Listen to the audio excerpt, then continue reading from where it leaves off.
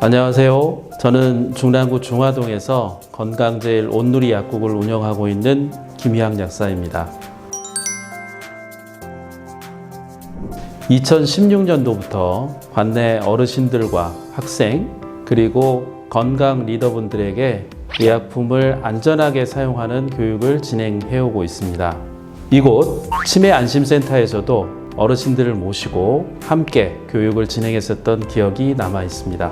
모든 분들 항상 건강하시길 바라고, 오늘은 다양한 약물을 많이 드시는 어르신들에게 조금이나마 도움이 될 수 있도록 평상시 궁금해 하실 만한 몇 가지 약물 안전 사용에 대한 내용을 말씀드리도록 하겠습니다. 고혈압, 당뇨, 관절염 등 전문의에게 처방받아 매일 여러 가지 약을 복용하고 있는데 한꺼번에 많은 약을 먹어도 괜찮나요?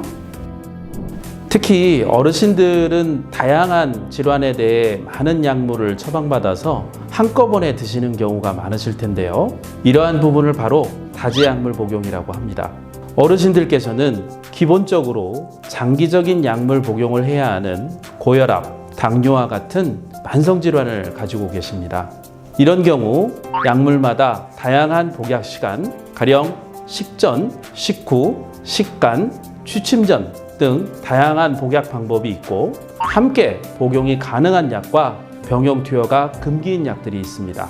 이것은 약의 성분과 작용 기전에 따른 차이인데, 약을 조제할 때 약사 선생님의 복약 지도를 잘 따르는 것이 가장 안전하고도 효과적인 복약 방법이 되겠습니다.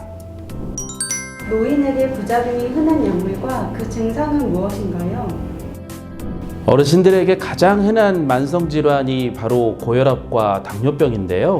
고혈압약의 경우 기본적으로 혈압을 떨어뜨리기 때문에 약을 드셨을 때 갑자기 자세를 바꾸게 되면 어지럼증이 흔하게 나타날 수가 있고, 약의 성분에 따라 발목 부종, 마른 기침 등이 흔하게 나타날 수 있는 부작용이 되겠습니다. 그리고 당뇨약의 경우 저혈당이 흔하게 나타나는 부작용인데요. 특히 당뇨약을 복용하고 공복 시간이 길어질 경우 많이 나타날 수 있습니다. 저혈당의 주 증상으로는 손떨림, 식은땀, 불안, 그리고 심한 경우 의식 불명 상태까지 올 수 있기 때문에 당뇨약을 복용하시는 경우 정말 주의를 기울이셔야 하겠습니다. 치매를 예방할 수 있는 약이 있나요? 효과는 있나요? 치매의 종류에 따라 어느 정도 예방이나 증상 발현을 지연시킬 수 있는 약물들이 있습니다. 특히 치매의 경우 조기 진단될 경우 상당 기간 증상 발현을 늦출 수 있기 때문에 어르신들 스스로 그리고 가족분들께서도 치매에 대해서는 늘 관심을 가지실 필요가 있고, 조금이라도 의심 증세가 있다면 전문의에게 진단을 받아보실 것을 권장해 드립니다. 소화제를 자주 복용하면 소화 능력이 떨어지지는 않나요?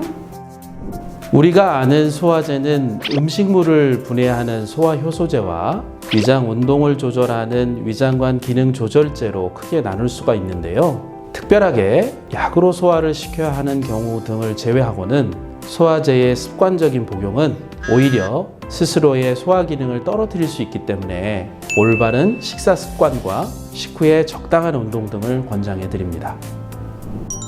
아침 약인 고혈압 약을 잊어버리고 복용하지 않았다면 저녁에 복용해도 되나요? 아침에 보통 드시게 되는 혈압약의 경우 복용을 잊어버리셨다면 생각이 나셨을 때 바로 즉시 복용하시면 되겠습니다. 그리고 다음 날은 동일하게 아침 시간에 복용하시는데요. 다만 다음번 복용 시간이 지난 시간보다 간격이 지나치게 짧다면 한 번을 거르고 드실 수도 있습니다. 약 부작용 예방을 위한 방법이 있나요? 부작용은 나와 맞지 않아서 생기는 체질적 이유 말고도 건강 상태, 오남용에 의해 주로 발생을 하게 됩니다. 따라서 의약품을 복용할 때는 반드시 약의 전문가인 약사나 의사의 지시에 따라 복용하여야 하며, 부작용이 의심될 때는 진료를 받았던 병의원이나 약을 조제받았던 약국을 찾아 어떤 약의 부작용이 있었는지를 확인하셔야 합니다. 그리고 다음에 병의원 또는 약국 방문 시 의사와 약사 선생님에게 반드시 말씀해 주셔서 부작용 발현이 반복되는 일이 없도록 해야겠습니다.